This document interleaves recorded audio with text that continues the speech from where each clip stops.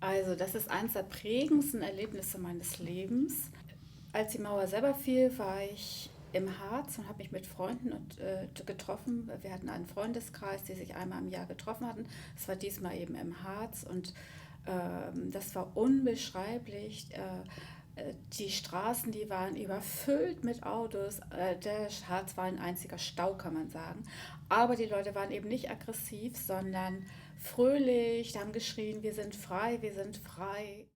Das hat mich total beeindruckt und auch deshalb vielleicht, weil ich nie mit dieser Wiedervereinigung persönlich gerechnet habe. Also ich habe gedacht, das System ist so verhärtet, das zieht sich noch ewig hin und ich habe mich auch mit Kollegen darüber unterhalten damals und ich hielt das nicht für möglich, dass es mal so schnell gehen würde und im Grunde auch mit Holpern, aber im Grunde reibungslos. Also ich denke mal, das ist ein absoluter Glücksfall der Geschichte gewesen. Dann natürlich, als die Grenze fiel und man sich gegenseitig besucht hat, also von Seiten der DDR kamen ja hier unheimlich viele Leute, die einfach neugierig waren, wie sieht es hier aus, wie lebt die Verwandtschaft. Man hat fremde Leute aufgenommen, weil die einfach keine Unterkunft hatten. Es war ein gegenseitiges Kennenlernen. Auch wir hier bei uns im Ort, im Dorf Amelinghausen. Hier sind sehr viele Übersiedler gekommen. Das war hier aber gar kein Problem, die unterzubringen, weil es hier sehr viele Ferienwohnungen gibt. Und das war für unsere Gemeinde ein absolut positiver Input. Es gab durchaus auch ablehnende Haltung. Das Altbekannte, denen wird alles in den Hintern geschoben, die bekommen alles und wo bin ich? Und ich habe mein ganzes Leben hier gearbeitet und jetzt kriegen die neue Möbel, neuen Kühlschrank oder was weiß ich. Wirtschaftlich gesehen war es natürlich so, die DDR war abgewirtschaftet, war abgewrackt. Es haben sich dann viele Leute selbstständig gemacht, auch mit dem Automobilhandel. Man hat sich auch gegenseitig geholfen und unterstützt. Ähm, also auch wir hatten da Beziehungen zu Menschen in Tangermünde etwa. Das passierte schon. Es war eine allgemeine Aufbruchsstimmung. Natürlich auch mit sehr viel Ängsten verbunden von Seiten der Bürger in der ehemaligen DDR, wie Arbeitsplatzverlust, was wird aus mir?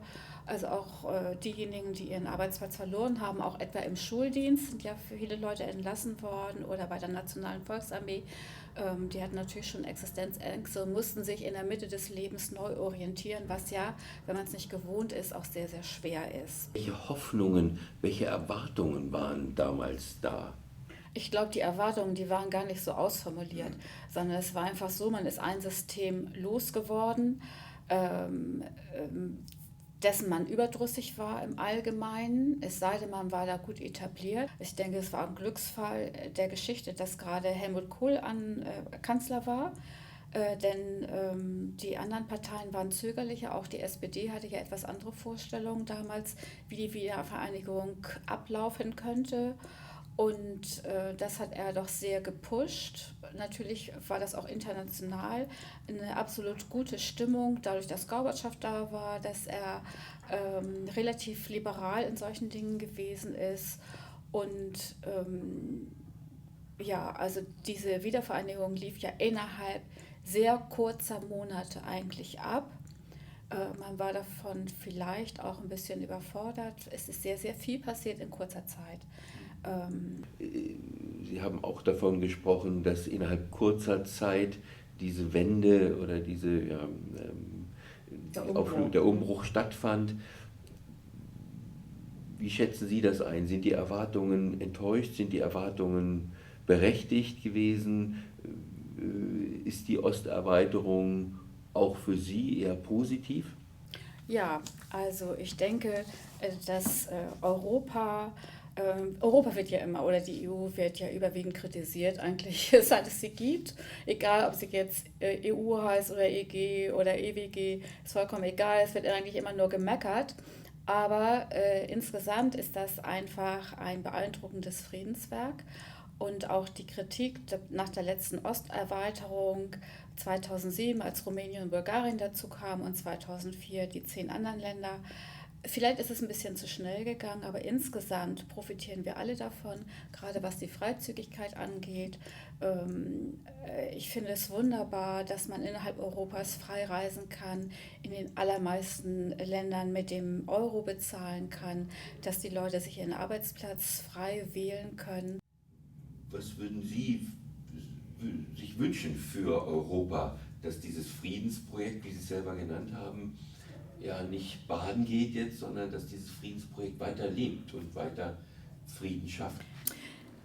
Ja, mein Wunsch wäre, dass, egal wie der Brexit jetzt ausgeht, was natürlich eine Katastrophe ist, aber vielleicht auch was ganz Klärendes hat, dass Europa weiter zusammenwächst, dass man sich der vielen Gemeinsamkeiten, die man hat in der Geschichte, also auch was Bauwerke angeht, egal, Sie können in jede europäische also Stadt gehen, auch in kleine, und Sie stehen auf dem Marktplatz. Am Marktplatz ist immer eine Marktkirche.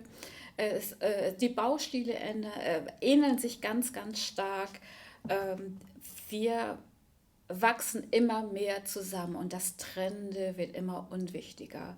Egal, wo wir in Europa leben, was wir machen. Und ich denke, die nächste Generation, die wird sich viel mehr als Europäer fühlen, denn als Deutscher, Niederländer oder Pole oder was auch immer. Und ich denke, wir können ganz, ganz stolz auf das sein, was in den letzten Jahrzehnten aufgebaut worden ist, wenngleich es noch nicht das Ende der Fahnenstange ist. Was sollte geschehen? Was müssten wir in unserem Land tun und vielleicht auch in Europa tun, um diesen Ängsten zu begegnen von Menschen, der Fremdenfeindlichkeit, die durch Ängste entsteht? Was würden Sie sagen, was ist so Ihr Rat, Ihr Tipp an die Politik vielleicht, aber auch an die junge Generation?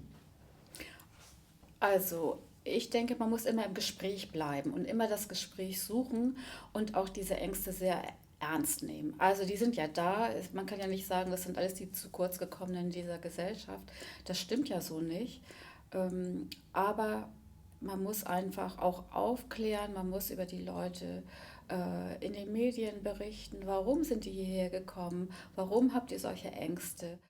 Migration hat es immer gegeben in der Menschheitsgeschichte. Das ist nichts Neues. Es hat im 19. Jahrhundert eine große Migrationswelle aus Polen gegeben ins Ruhrgebiet, sodass in Bochum die Umgangssprache Polnisch war und nicht Deutsch. Es hat Migrationswellen nach dem Zweiten Weltkrieg gegeben in ganz Europa und natürlich auch in Deutschland, etwa die ganzen Flüchtlinge, die zum Beispiel nach Schleswig-Holstein gegangen sind. Auch das hat man bewältigt. Dann der Jugoslawienkrieg hat uns einen ganzen Schub neuer Migranten gebracht aus den ehemaligen jugoslawischen Teilrepubliken. Die ganzen Russlanddeutschen, die gekommen sind, aus asiatischen Staaten oder aus Sibirien. Also Migration ist das Normale in der menschlichen Geschichte. Und ich sehe das vollkommen entspannt und es ist Aufgabe des Staates, das möglichst reibungslos zu organisieren. Müsste vielleicht auch mehr Politikunterricht stattfinden im Blick auf Demokratie, Mündigkeit? Also ich denke, da hat sich schon sehr viel getan. Ich habe die letzten Jahre eigentlich nur Politik, Wirtschaft unterrichtet und Seminarfach.